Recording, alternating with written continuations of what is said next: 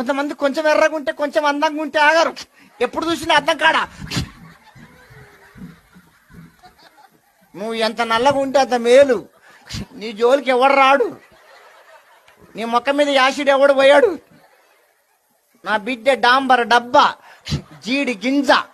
నా బిడ్డ జోలికి ఎవడు రాడు. అందములో అపాయం ఉంది, జాగ్రత్త.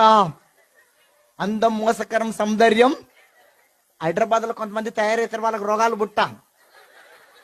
దయ్యాల్లాగా ఎంటికెళ్ళరు పోసి దొండపండు లిప్టిక్ వేసి కనుబొమ్మలు సన్నగా చేసి ఆ జాకెట్లు పడగానే అవే జాకెట్లో గింతే వేసుకుంటారు.